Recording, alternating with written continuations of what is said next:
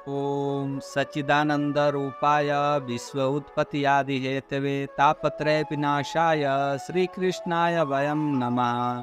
श्रीमद् भागवत महापुराण दसम स्कंद 18वां अध्याय प्रलंबासुर का उद्धार। श्री सुखदेव जी कहते हैं, परीक्षित, अब आनंदित सौजन संबंधियों से घिरे हुए एवं उनके मुख से अपनी कीर्ति का गुणगान सुनते हुए श्री कृष्ण ने गोकुल मंडित गोष्ठ में प्रवेश किया। इस प्रकार अपनी योग माया से ग्वालों का सा वेश बनाकर श्री कृष्ण और बलराम जी ब्रज में कीड़ा कर रहे थे। उन दिनों ग्रीष्म ऋतु थी। यह शरीरधारियों को बहुत प्रिय नहीं है, परंतु वृंदावन के स्वाभाविक गुणों से वहाँ पसंद की छटा छिटक रही थी। इसका कारण था, वृंदावन में परम मधुर भगवान श्याम सुंदर श्री कृष्ण और बलराम जी निवास करते थे। झिंगरों की तीखी झंकार झरनों के मधुर झरझर में छिपी थी। उन झरनों से सर्वदा बहुत ठंडे जल की फुहारियां उड़ा करती थी, जिनसे वहां के वृक्षों की हरियाली देखते ही बनती थी। जिधर देखिए हरी हरी धूप, पृथ्वी हरी भरी हो रही थी। नदी, सरोवर और झरनों की लहरों का स्पर्श करके जो वायु चलती थी, उसमें लाल, पीले, नीले, तुरंत के खिले हुए, देर से खिले हुए कहार, उत्पल और अनेकों प्रकार के कमलों का पराग मिला हुआ होता था। इस शीतल, मंद और सुगंध वायु के कारण वनवासियों को गर्मी का किसी प्रकार का क्लेश सा सुंदर वन देखकर श्याम सुंदर श्री कृष्ण और गौर सुंदर बलराम जी ने उसमें विहार करने की इच्छा की। आगे आगे गौवें चली, पीछे पीछे ग्वाल बाल, और बीच में अपने बड़े भाई के साथ बांसुरी बजाते हुए श्री कृष्ण। राम, श्याम और ग्वाल बालों ने नौ पलवों, मोर पंखों के गुच्छों, सुंदर सुंदर पुष्पों के हारों और गेरू आदि रंगीन धातुओं से अपने को भांति भांति से सजा लिया।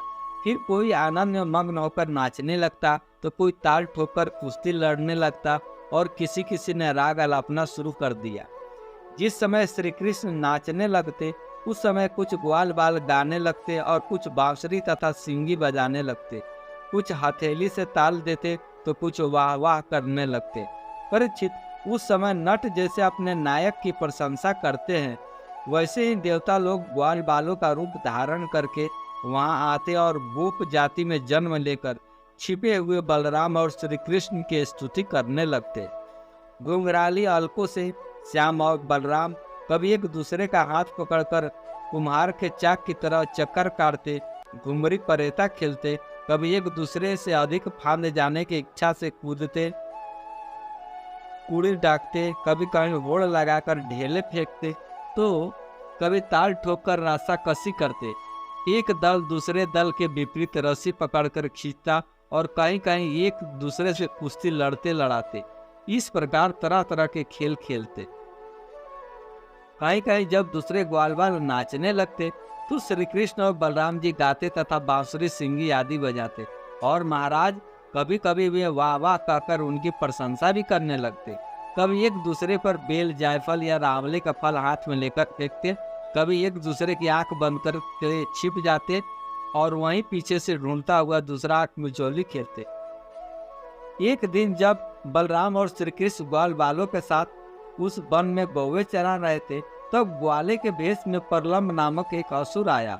उसकी इच्छा थी कि मैं श्री कृष्ण और बलराम को हार के ले जाऊं। भगवान श्री कृष्ण सर्वज्ञ हैं, वे उसे देखते ही पहचान गए। फिर भी उन्होंने उसका मित्रता का प्रस्ताव स्वीकार कर लिया। वे मन ही मन ये सोच रहे थे कि किस युक्ति से इसका वध करना चाहिए। ग्वाल बालों में सबसे बड़े खिलाड़ी, खेलों के आचार्य श्री कृष्ण थे। उन्होंने सब ग्वाल बालों को बुलाकर कहा, मेरे प्यारे मित्रों, आज हम लोग अपने को उचित रीति से दो दलों में बांट ले और फिर आनंद से खेले। उस खेल में ग्वाल बालों ने बलराम और श्री कृष्ण को नायक बनाया। कुछ श्री कृष्ण के साथी बन गए और कुछ बलराम के। फिर उन लोगों ने तरह तरह से ऐसे बहुत से खेल खेले, जिनमें एक दल दूसरे दल को, लोगों को अपनी पीठ पर चढ़ाकर एक निर्दिष्ट स्थान पर ले जाते। जीतने वाला दल चढ़ता था और हारने वाला दल ढोता था। इस प्रकार एक दूसरे के पीठ पर चढ़ते चढ़ाते श्री कृष्ण और ग्वाल बाल गौवे चराते हुए भांडिर नामक वन में पहुंच गए। परीक्षित, एक बार बलराम जी ने दल वाले श्री दामा, वृषभ आदि ग्वाल बालों ने खेल में बाजी मार ली। तब श्री कृष्ण आदि उन्हें अपनी पीठ पर चढ़ाकर ढोने लगे। हारे हुए श्री कृष्ण ने श्री दामा को अपनी पीठ पर चढ़ाया, भद्रश्रेष्ठ ने वृषभ को और परलम ने बलराम जी को।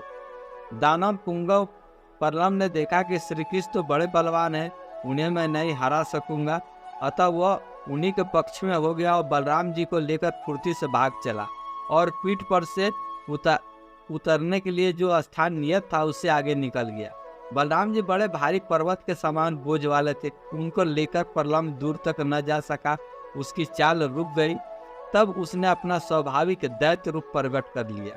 उसके काले शरीर पर सोने के गहने चमक रहे थे और गौर सुंदर बलराम जी को धारण करने के कारण उसकी ऐसी शोभा हो रही थी मानो बिजली से युक्त काला बादल चंद्रमा को धारण किए हुए हो। उसकी आंखें आग की तरह धधक रही थी, दाढ़े भौवे पहुंची हुई बड़ी भयावनी थी। उसके लाल लाल बाल इस तरह बिखर रहे थे मानो आग की लपटें उठ रही हो। उसके हाथ और पांव में कड़े, सिर पर मुकुट और कानों में कुंडल थे। उसकी कांति से वो बड़ा अद्भुत लग रहा था। उस भयानक दैत्य को बड़े वेग से आकाश में जाते हुए देख पहले तो बलराम जी कुछ घबरा से गए, परंतु दूसरे ही क्षण अपने स्वरूप की याद आते ही उनका भय जाता रहा। बलराम जी ने देखा कि जैसे चोर किसी का धन चुराकर ले जा रहा है, वैसे ये शत्रु मुझे चुराकर आकाश मार्ग से लिए जा रहा है।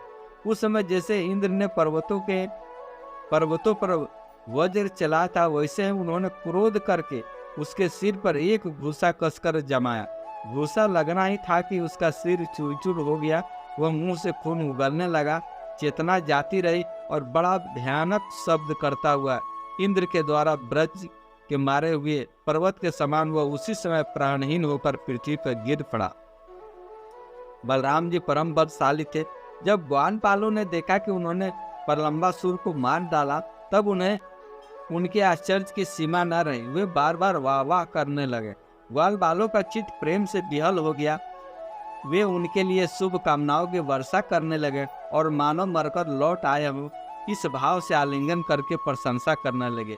वस्तुतः बलराम जी इसकी योग्य ही थे। प्रलंबासुर मूर्तिमान पाप था, उसकी मृत्यु से देवताओं को बड़ा सुख मिला। वे बलराम जी पर फूल बरसाने लगे और बहुत अच्छा किया इस प्रकार कहकर उनकी प्रशंसा करने लगे। शेष अगले अंक में। राधे राधे।